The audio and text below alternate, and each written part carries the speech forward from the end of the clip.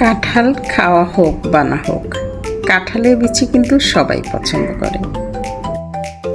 আমার অসুস্থতার জন্য আমি এবার তেমন একটা কাঁঠাল খেতে পারিনি। আমার একটা বোন আমার জন্য সমস্ত কাঁঠালের বিচিগুলো নিয়ে এসেছে। ছেলেকে সকালে বললাম মাংস রান্না করি কাঁঠালের বিচি দিয়ে। ছেলে বলল মাংস খেতে খেতে বিরক্ত হয়ে গেছি, মাছ দিয়ে কাঁঠালের বিচি রান্না করো। তাই যেই বলা সেই কাজ। কিছু চিংড়ি মাছ, নদীর চিংড়ি মাছ এনেছিলাম, সেগুলো বের করে একটু হালকা করে পরিষ্কার করে ধুয়ে ফ্রাই প্যানে পেঁয়াজ বেরেস্তা করে মাছগুলো ভেজে নিয়েছি। তার মধ্যে হলুদ, মরিচ, লবণ, আদা রসুন বাটা সব দিয়ে দিয়েছি।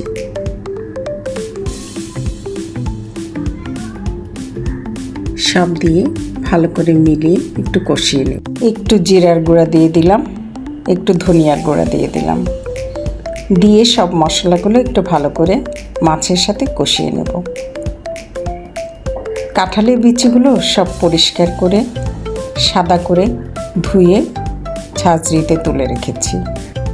হাঁড়ি ছোট দেখে ভয় পাবেন না, কাঁঠালের বিচি কিন্তু অনেক, আমাদের দুজনের জন্য খেয়ে আরও থেকে যাবে। আমার রান্না বেশি করলে আমার ঘরে খাওয়ার তেমন কোনো লোক নেই, সেই জন্য দেখা যায় যে বাসি খাবার খাওয়া হয় না। তাই আমি আমাদের দুজনের জন্য অল্প করেই রান্না করি। তো যাই হোক, মাছ কষানো প্রায় হয়ে গেছে। কাঁঠালের বিচিগুলো দিয়ে মাছের সাথে একটু কষিয়ে নেব, তারপর গরম পানি দিয়ে দেব সেদ্ধ হওয়ার জন্য।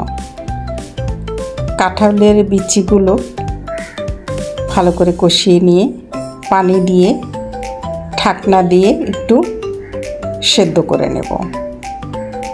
কাঁঠালের বিচি সেদ্ধ হতে কিছুটা সময় লাগবে। আপনাদের কার কার কাঁঠালের বিচি পছন্দ? সেদ্ধ করা গরম পানি দিয়ে দিয়েছি। এখন ঢাকনা দিয়ে কাঁঠালের বিচিটা সেদ্ধ হতে দেব।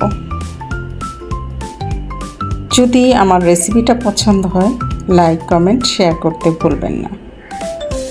কাঁঠালের বিচিটা ঢাকনা দিয়ে সেদ্ধ করে নিয়েছি। কাঁঠালের বিচি প্রায় সেদ্ধ হয়ে এসেছে।